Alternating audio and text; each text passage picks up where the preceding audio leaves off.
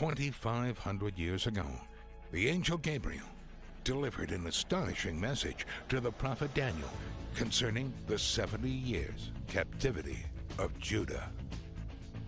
Daniel was given a cryptic code concerning 70 Shevaim, which would be fulfilled in 3 separate but interwoven layers throughout the history of the nation of Israel.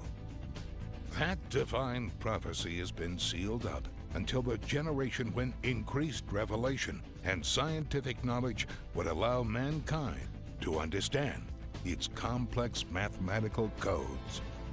Understanding this prophecy has been the lifelong quest of biblical historian Michael Rood. After 30 years of searching the chronological details of Yahshua's ministry, the 3 prophetic layers of Daniel's prophecy, for the first time in history, seem to be coming into clear focus. If Michael's calculations are correct, the nation of Israel is already in the 3rd prophetic layer of Daniel's prophecy, and the countdown to the thermonuclear ruin of Damascus prophesied by the prophet Isaiah has already begun. The solution to the Jonah Code, which was over 30 years in coming, has proven to be the foundational equation of this historic discovery. Join Michael Rood for nearly 10 hours of programming that will change your life and your perspective of the future. Michael will have you on the edge of your seat as he teaches the greatest story never told, the Jonah Code.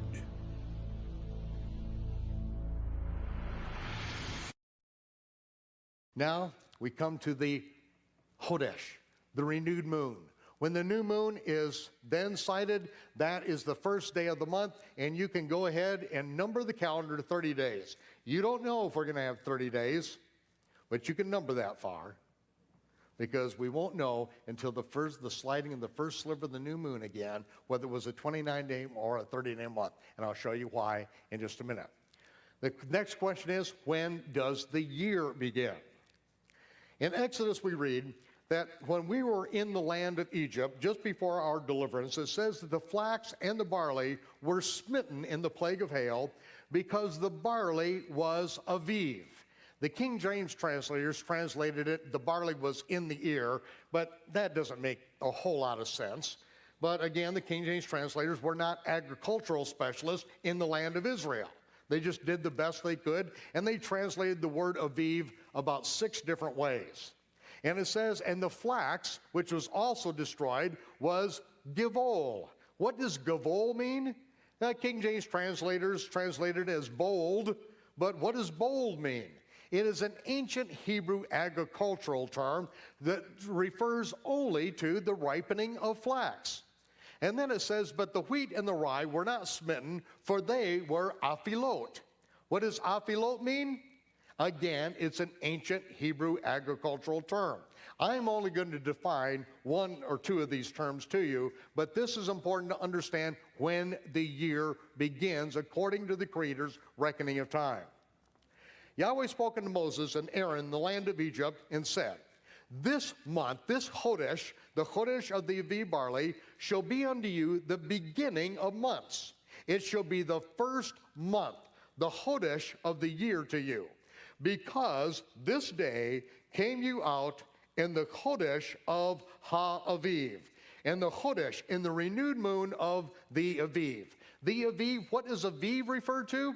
It's speaking of the maturity of the barley crop. We know the barley was destroyed because it was what? Aviv. It's reached that level of maturity which it was brittle. And it says, it shall be when Yahweh shall bring thee into the land, that thou shalt keep the feast of unleavened bread in this Chodesh, in this month. What month? The month of the Aviv. And then it continues to say, the feast of unleavened bread shalt thou keep. 7 days thou shalt eat unleavened bread, as I commanded thee, in the time of the Chodesh of Ha-Aviv, the month of the Aviv. For in the month of the Aviv you came out of Egypt. Again, telling us this is the first month of the year to us. This is when we keep the feast of unleavened bread. And the 14th day of the first month at even is Yahweh's Passover. On the 15th day of the same month is a feast of unleavened bread. 7 days you must eat unleavened bread. Now this is all important because we have to ask the question, why do we always keep the Passover in the month of the Aviv barley? Why is the month of the Aviv barley always the first month of the year? This is the Creator's reckoning of time. Why is it important?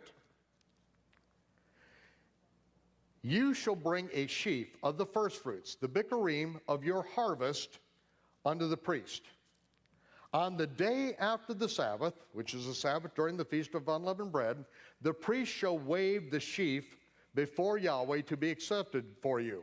And you shall eat neither new bread, nor parched barley corn, nor carmel or mature grain, until the same day that you bring an offering unto your God. It shall be a statute forever throughout your generations in all of your dwellings. For us to have the Feast of Unleavened Bread, we must have the barley to reach the stage of Aviv, or for it to be mature enough to where we can, during the Feast of Unleavened Bread, present the first fruits of the barley in the temple as the wave offering. If the barley is not ripe enough to do that, we cannot have the first month of the year. And so that is why every spring, at the end of the 12th month, we check the barley in the land of Israel. If the barley is ripe, if it's Aviv, then we will then call this the month of the Aviv, and we will then have the Feast of Passover and unleavened bread and do the first fruit offering that month. If the barley is not Aviv, then we cannot have the first fruit offering that month, and so we add a 13th month onto the year. Ladies and gentlemen, this is extremely important, because the most critical date in our generation transpired without anyone having any idea of when it happened and what happened on that date, because we have all forsaken the Creator's reckoning of time. One of the most significant points in history has already taken place, and no one understood it, and it went right by everyone on the planet, because neither I nor you had awakened to the Creator's restored calendar. And when I show this to you, then that will open the door for us to understand the third layer of Daniel's 70 Shavuot prophecy that has already begun. And that is where we're going in these next 2 nights. So this is just not academics, ladies and gentlemen. This is the Almighty running the universe according to His calendar and His time clock. The first thing that He did was He wakened us up in time to understand that He does run this universe according to His calendar. He makes and He breaks His covenants according to His calendar. Now, I misspoke. He makes His covenants, and He breaks Israel's covenant with death and agreement with hell, which He said He would annul with violence. And all we had to do was understand His calendar, and we could then specify and say what day it was going to happen. See, September 28th, 2000, before sundown in Jerusalem. Why did I even say a pagan date? Because most people would not recognize if I said the biblical date. That's why I had to give a date that everyone would understand in the Gentile thinking and speaking world. And when it happened, you wouldn't believe what took place. Those who wanted to ignore the Creator's reckoning of time then immediately manufactured a lie saying that I said Jesus was going to return before sundown, September 28th of 2000. Ladies and gentlemen, that is the most ridiculous thing. That's why I wrote, many years before then, the book, The Mystery of Iniquity. The subtitle, The Legal Prerequisites to the Return of the Messiah. There are some things that have to take place before Yeshua can return. He is not going to be back next week, next year, or even 5 years from now. There are things that must transpire, and until those things take place, He cannot and He will not return. Now, I know that's contrary to what I taught for over 20 years as a paid professional false prophet, as an ultra-dispensational, pre-tribulation secret rapturist, but I've had to repent. I was wrong. I was a false prophet, and now I will tell you the truth. I will prophesy something for you tonight. Thus saith the Lord, there is no pre-tribulation rapture. Now, I know for many of you that's awfully hard to hear, but that's why I wrote the book. That is my repentance, because things have to get cleared up. The book of Revelation was written to the servants of the Messiah who need to know the things that are going to be taking place. The book of Revelation was not written to the pew warmer, the innocent bystander, or the casual Christian. It was written to servants. And the servants need to be ready to deal with the hard stuff, because that is what's on the horizon. The United States is embroiled in a situation over in the East that there is no easy way out of this. In fact, there's no way out. Things are going to shake down, but in this seminar, you are going to see that the Almighty has told us what to expect, and He's told us when we see this trouble, these wars and these threats of wars, this terrorism come to pass, don't be troubled. We have a different job to do. The world is going to be shaken to its foundation. The religious systems of this world are going to find out that they're on sand, on very wet sand. And when those buildings begin to topple, then you have to be ready to do what you are called to do. So, this is a statute forever. The Creator's reckoning of time is not to be trifled with. You can play with it, you can dismiss it, you can believe the lies out there, but you have an opportunity to hear the truth, and this is where we're going to take you concerning the biblical calendar. Now, at the top of the calendar, here you see the first month, the month of the Aviv. Over on the right-hand side, we also, in our calendar, to help you coordinate it with the other calendars of the world, you will see that we also have the rabbinic date. See, all of the months were then named after we came out of Babylon. This is the month of Nisan. Apparently, we drove a lot of Japanese cars when we were coming out of Babylon. Over on the left is March, named after Mars, the god of war, and Aprilis, another pagan fertility goddess. And now I'm going to present to you the perpetual biblical Hebrew calendar and Feast of the Lord calculator as an inset here to help you understand the calendar. First of all, we see that when the first sliver of the new moon appears, until the new moon appears again, the course is 29.530587 days. That means it's either going to be a 29-day month or a 30-day month, one of the other. It's never more, it's never less. And it's dependent upon the sighting of the new moon in the land of Israel. That is where the Creator's reckoning of time is reckoned from that point.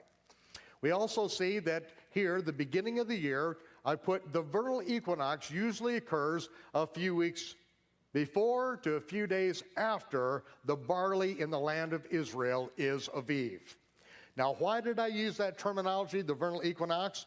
Because that is a Babylonian calculation of the day in the spring in which there's equal daylight and equal darkness. Now, a lot of people like to use the vernal equinox to determine the beginning of the year, but that is not the biblical method. I would like it to be. You know why I would like it? Because then I could calculate the feast and I could make my calendar 5,000 years in advance. But that's not the way the Almighty has it.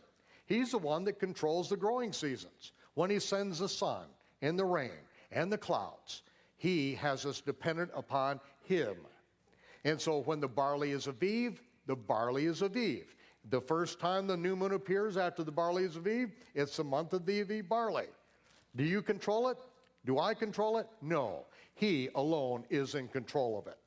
The modern Jewish calendar was invented in the year 359 of the Common Era by Rabbi Hillel II in Tiberias.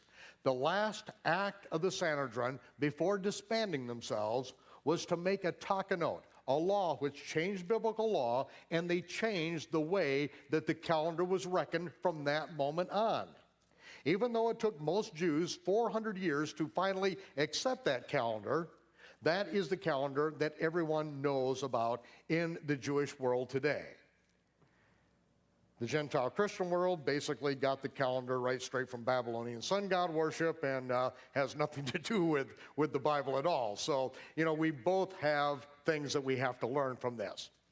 Now, once we have the new moon of the Aviv barley, we then simply count 10 days, and that brings us to Passover. Very important if we're going to understand the Gospels, because this is the bracket to understand when Yeshua's ministry began and when his ministry was fulfilled.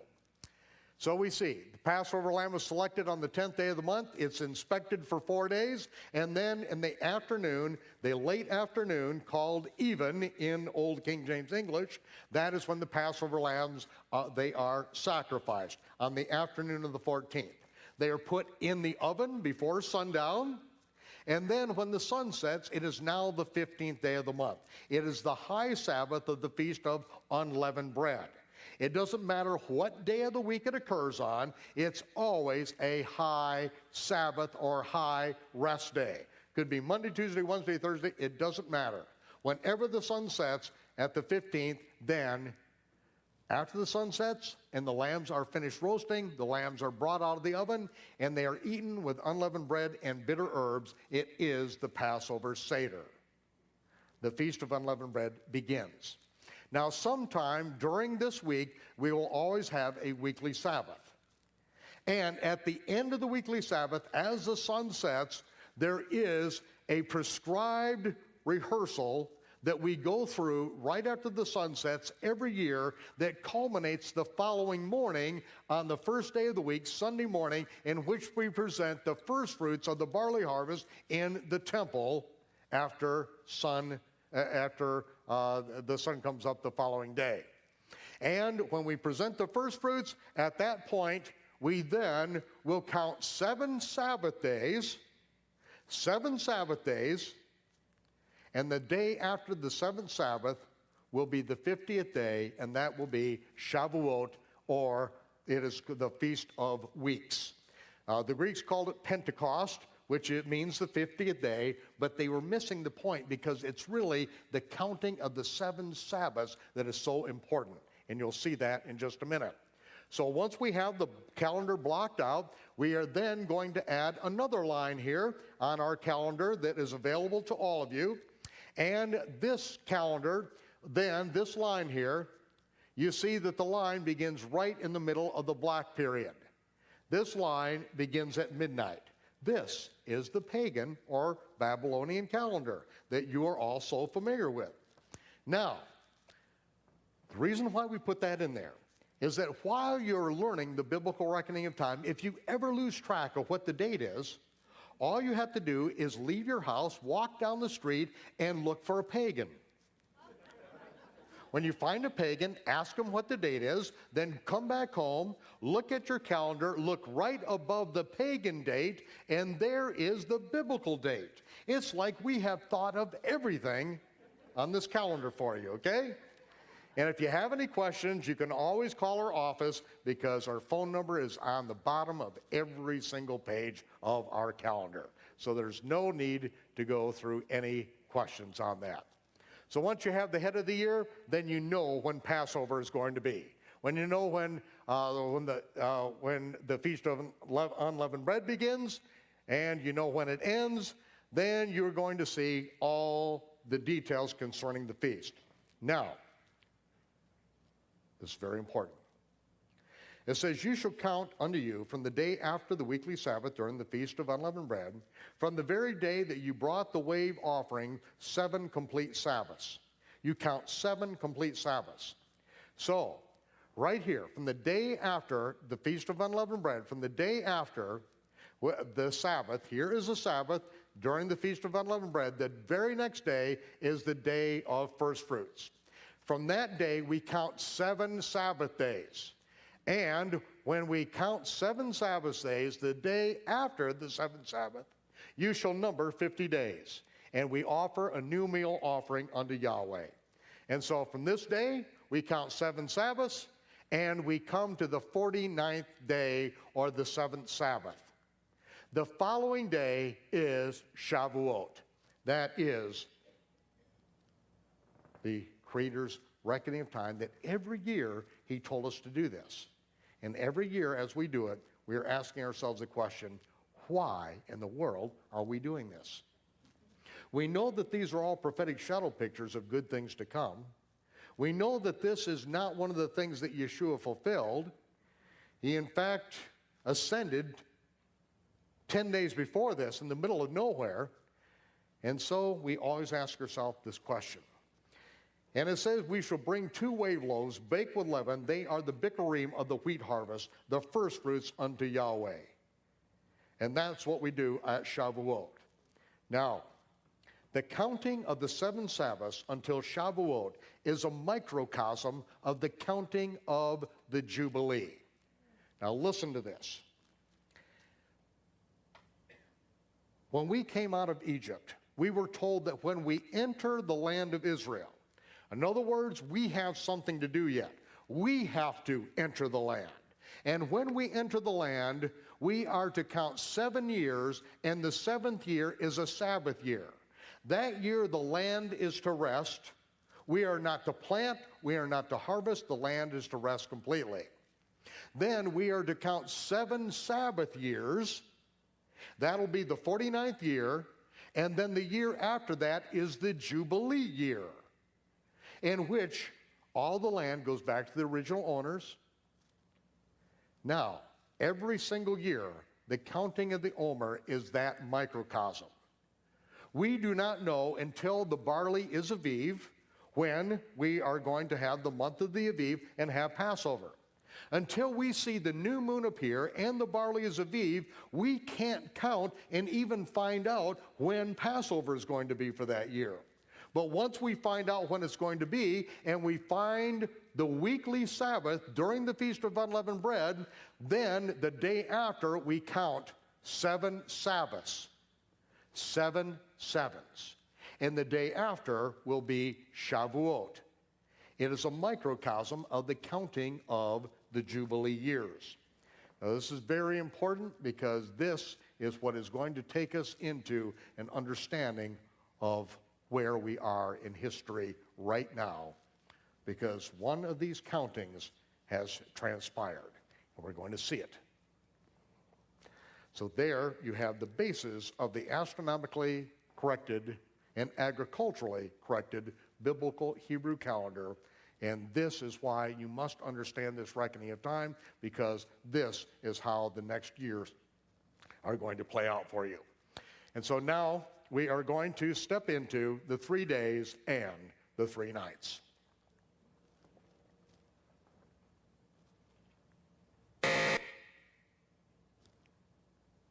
Okay. Oh boy.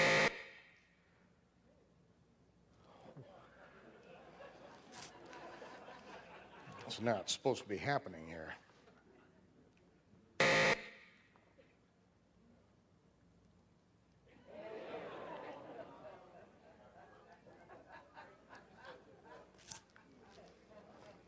When the Pentium chip first came out,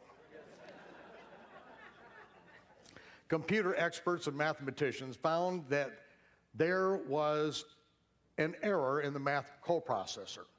After so many billions of computations, that the math coprocessor broke down, that the math did not work. And what would happen is this would show up on your screen. Now, sometimes when this happens with your computer, there's nothing you can do. I've had it testified to me many people who have thrown their computer away once this blue screen came up, and it never, ever came back because there's an error in the math. It would not process anything correctly. You'd say, wait, I don't process billions of calculations. Oh, yes, you do. If you are manipulating a picture, if you're doing a vector-based program, if you're doing video, anything like that, you are computing just billions and billions of bits of information. And if there's an error in the math, then it won't process it correctly. there is only one sign that Yeshua said of his authenticity, one sign of his authority, and that is the Jonah code. He said that the sign of Jonah, that Jonah was 3 days and 3 nights in the heart of the earth, in the whale's belly, so shall the Son of Man be 3 days and 3 nights in the heart of the earth, in the grave. And there is no way that this one sign, in which we are told that Yeshua died on Good Friday and got up on Easter Sunday, no way that 3 days and 2 nights equals 3 days and 3 nights with a resurrection on the third day. There is a fatal error. And I submit to you that the one sign of Yeshua's authenticity is also the one sign that we have been given another Jesus, a false Jesus. One that some people say, what difference does it make that we can't count to 3? You know, many nights we have a lot of pastors come out to these, and you know, I'm really your pastor's best friend, you know, because you know the embarrassment of when the second graders come up after the Easter Sunday morning message and say, but Pastor, you can't get 3 days and 3 nights between Good Friday and Easter Sunday. And, you know, as we're feverishly shaking hands trying to get everyone out the door back home to eat their ham dinner as fast as possible, we know the embarrassment because we know we don't have an answer to it. And I've heard some pastors say, you know, it doesn't make any difference. Yeshua said it dozens of times, it doesn't make any difference. Well, you know, that person is absolutely true. It doesn't make any difference. If having a nice house, a good job, a car, having good schools for your children to go to and college, a retirement home for yourself, and then when it's all over, a 6-foot hole in the ground, if that's the goal, it doesn't matter. But if truth matters, if Yeshua's words matter, then these things matter. The one sign, we only got one, can we get it right? So to understand these things, we are going to take you into Yeshua's ministry, and this is where the excitement begins. Now, first of all, John 2 details the Messiah's first Passover after his ministry begins. You remember that he comes up to Jerusalem and he finds the money changers up on the Temple Mount, those who are buying and selling temple sacrifice animals, the doves, the goats, and the lambs, all of which were legal to be done down below off the Temple Mount. But the Pharisees, the Sanhedrin, had given them permission to bring their wares up onto the Temple Mount. Yeshua got there just before the Feast of Passover, and he made a whip of cords, and he drove the animals off the Temple Mount, took the money changers' boxes and overthrew them, broke open the cages for the doves, and said, "Get these animals out of here. Do not make my Father's house a house of merchandise." He tore it up. And when he did this, immediately it says that then answered the Jews, "What sign do you show us, seeing that you do these things? We gave them the authority. We gave them permission to be up here. Who are you? What authority do you do this?" Now, there's something interesting here that you need to understand when you read the Gospel of John. Then answered the Jews. The Gospel of John, every time there is something negative that's being said, it says the Jews did this, the Jews did that, the Jews did something else. And, you know, all you have to do is step back for a minute and read the rest of it and say, well, the people that are believing are Jews, the people who are getting healed are Jews, the disciples are Jews, Yeshua's a Jew. How come it's using Jews all in a negative context? It sounds very anti-Jewish when everybody's Jewish. Well, it's the first chapter of John that defines the very terms. Every time the term the Jews is used, it is always referring to the Pharisee religious leaders. Every single time.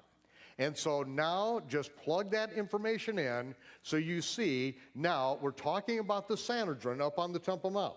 The Pharisee religious leaders who had given these people the authority to buy and sell up on the Temple Mount, I assert for the very same reason that you don't bring your own popcorn into the movie theater.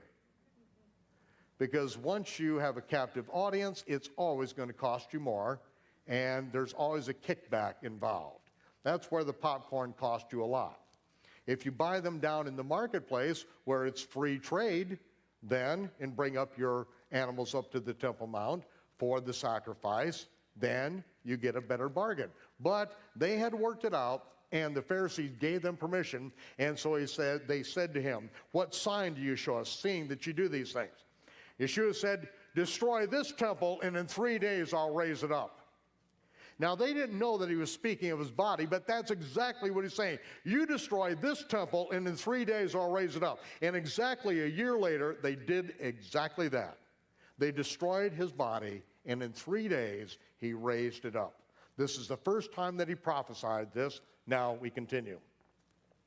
And Matthew says, "Then certain of the scribes and Pharisees said, 'Master, we would see a sign from thee.' Yeshua said unto them, 'An evil and adulterous generation seeks after a sign, but there shall be no sign given unto it, but the sign of the prophet Jonah.'" So there is actually one sign, right? He said no sign but, and so we do have a sign, and what is it? It is a sign of the prophet Jonah. Now, he's not real happy with these people, an evil and adulterous generation. The word generation is offspring. Remember in another place it said, "You are of your father, the devil." Speaking of offspring, you're the offspring of an evil and adulterers. And then he said, "For as Jonah was 3 days and 3 nights in the whale's belly, so shall the Son of Man be 3 days and 3 nights in the heart of the earth." Can we all read it? 3 days and 3 nights in the heart of the earth. And he continued on. The Pharisees also came with the Sadducees, tempting him, and desired that he would show them a sign from heaven. He gently and tenderly answered them, so as not to hurt their feelings, and said unto them, see, you notice that's all in italics. See, whenever the King James translators added words and complete phrases that weren't in the text, they added them in italics. So I do the same thing. He answered them and said, "Hypocrites!" This is the Greek word hypocrite. It is the mask that one wears in Greek theater. I'm playing a role. I'm eliciting a response from you. I'm going to try to get you to buy into my world. And I do it by wearing a hypocrite, a mask. It says, I'm not playing your games. A wicked and adulterous generation seeks after a sign. The word wicked is interesting because it's from the Old English word to twist fibers together to make a candle wick. And adultery has to do with the worship of pagan gods. And if what you do is twist this one sign around the worship of pagan gods, you will never, ever be able to count to 3. And that's what we've done. We've twisted this one sign around Good Friday and Easter Sunday, and we are completely lost because we can't read the Gospels and understand that Yeshua is fulfilling the feast of the Lord, not a pagan fertility rite. And he said, but no sign shall be given unto it, but the sign of the prophet Jonah, and he left them and departed. As if to say, if you people can't count to 3, I am out of here. And Luke, it reports, an evil generation seeks a sign, but there shall be no sign except the sign of Jonah the prophet. Just as Jonah was assigned to the Ninevites, so shall also the Son of Man be to this generation. Jonah was assigned to the Ninevites. So now we are going to break the Jonah code. In order to do that, we have to go back to the scriptures to find out what was going on in Jonah's life. Because it tells us that Jeroboam, this is the great-great-grandson of the Jeroboam that separated Israel from Judah. Remember, Jeroboam separated the 10 northern tribes from Rehoboam? Jeroboam then forbid any of the Israelites in the north to go down and celebrate the feast at Jerusalem. He then set up a golden calf at Bethel and at Dan. He then made a feast in the 8th month, like the Feast of Tabernacles, but it wasn't the Feast of Tabernacles. And we see that generations later, Jeroboam, his great-great-grandson, restored the coast of Israel from the entering of Hamath unto the sea of the plain, according to the word of Yahweh, God of Israel, which he spake by the hand of his servant Jonah the prophet. Now we see what takes place. Jonah was a prophet. Now, a prophet's job is not to foretell the future, okay? A prophet's job is to call people back to the Torah, back to the commandments. The Torah is described as the fence around God's people. If you're inside the fence, you're within the safety of God's instructions. You're not going to get hurt. False prophets are typified as those who come in and break the wall down, and so God's people go out wandering outside the fence, and they end up getting eaten by the wolves. A true prophet comes and stands in the breach, stands in the gap, and says, this is where the wall was. Everyone stay inside. In fact, there's nobody inside. All of you get back inside. Now, if you don't get back inside, if you don't obey the instructions, then I'm going to foretell your future, and it ain't going to be a pretty picture. That's a prophet's job. A prophet is not a fortune teller or a soothsayer. That's sort of modern prophets in America.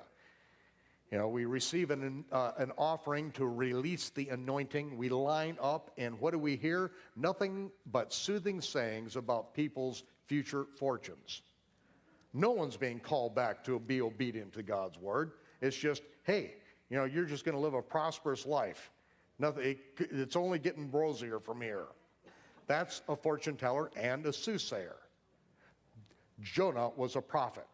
And it says that because he spoke the word, that Jeroboam acted on it, and part of the land of Israel was restored, from Hamath unto the sea of the plain.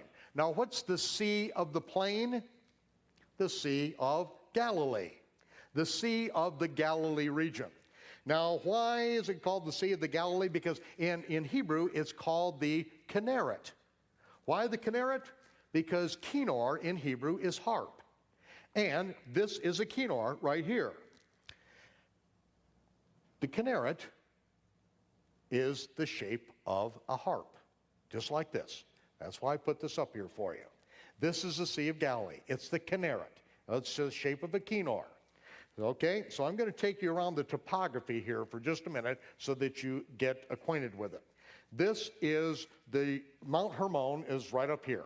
It is a snow-capped mountain in the wintertime, and the Dan River comes out of it, then goes into the Jordan, and the Jordan flows into the Kinneret right about here, right near Bethsaida, okay? And then the Jordan flows out right down here and goes down to the Dead Sea. Right over here on this shore is Tiberias. Up here is Migdal, or the tower. Right here is Gennesar, Nath Gennesar. This is where Yeshua spent a good bit of time at Capernaum. This is Bethsaida right here. And over here we have the northernmost cities of the Decapolis, the Roman cities. Right up here is where I live, and this is the Golan Heights right here, and I live right across from the Golan Heights. And so this is what I get to look at if I ever get to go home. Been here for 4 months. I'm getting homesick. But we are going to use this to help understand Yeshua's travels and what he was doing. But Jeroboam, because he was obedient to what to what Jonah said, part of the land of Israel was restored. What does that mean? Is that they had gotten so deep into pagan sun god worship, they are about to get thrown out of the land. The Syrians had come against them several times. There had been wars. They had been really beaten up because they had rejected the word of the Almighty. And there was big trouble in the land of Israel. Jonah spoke the word, and the king obeyed, and part of the land got cleaned up. The people forsook their pagan sun god worship. all the stuff that from Easter and all that was brought over by the Canaanites, they had then started to come out of it. These were now other ministers and other prophets, friends of Jonah, who had all gotten on board, and they were getting the land of Israel cleaned up for the first time in hundreds and hundreds of years. And once part of it was done, then the word of Yahweh came unto Jonah, Jonah 1:1, saying, "Arise, go to Nineveh, cry against that great city, for their wickedness is come up before me." The words "before me" are very interesting, because now he's told to go to Nineveh, which is a Gentile city, and cry out against it. Their wickedness is come up before me. It's the same words of Exodus 23, "Thou shalt have no other gods before me or in my face." Their wickedness has come up in my face. I want you to go to Nineveh, and I want you to tell these people to get their act cleaned up, because they have other gods in my face. These are Gentiles, folks. These are not Israelites up in Nineveh. Now, to understand this, as Genesis 10 tells us, Nimrod began to be a mighty one in the earth. The beginning of his kingdom was Babel in the land of Shinar. We know what happened to his kingdom, don't we? The Almighty came in and confused the languages, and he says he divided the nations according to the number of the sons of Israel. He divided the nations into 70 nations, but yet the sons of Israel were not yet born. He had a plan of calling out a nation of priests and prophets. He confused the languages at Babel and divided Babylonian sun god worship up all over the world. The names of the gods were changed. The religious system stayed the same, but these divergent people began to war with each other and could not get together their one world government again. Oh, until recently. This is in Strasbourg, Alsace-Lorraine. This is the Parliament of the European Union. This is the Parliament building right there. It looks like at first that it might not be quite finished yet, but no, this building is finished. This is built to be a replica of a painting that was done back in the early 1900s of the ancient Tower of Babel. This is saying to the world, we are rebuilding Nimrod's Babylon. We are bringing the world together in Babylon once again. That is what this is saying. See, when the Almighty confused the languages, he did choose a people out to be his priest to the entire world. And now Jonah is told to go to Nineveh. Now we're going to find out what happened. After the confusion of the languages, it says in Genesis 10, Asher, the second son of Shem, went forth from the land of Shinar after the confusion of the languages, and he built Nineveh. The word Nineveh means the house of Ninus, the house of Nimrod. In fact, the three cities that he built, one of them to this day is still called Nimrod.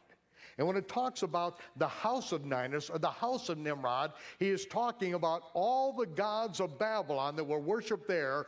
Asher, who was a son of Shem, Noah's son Shem. From Shem came Abraham and the believer's line. But Shem's second son, Asher, he built the house of Nimrod in Assyria. And this is what he built. First of all, this you'll notice right here, this is an Assyrian priest. Notice the beard. This will let you know that it is Assyrian. The makeup, the beard, and this is Dagon, the Assyrian or Assyrian fish god. Dag in Hebrew means fish. The Philistines also worshiped Dagon, did they not? Okay? Remember, they brought the Ark of the Covenant into the temple of Dagon. In the morning, they found Dagon was fallen over, and the only thing left was his fishy part standing up. Well, this is the priest of Dagon right here. Here you see the fish head, right? the mitered hat with the fish eye, here are the gills, and here are the scales and fins in his cape. At least it's a kosher fish. Okay?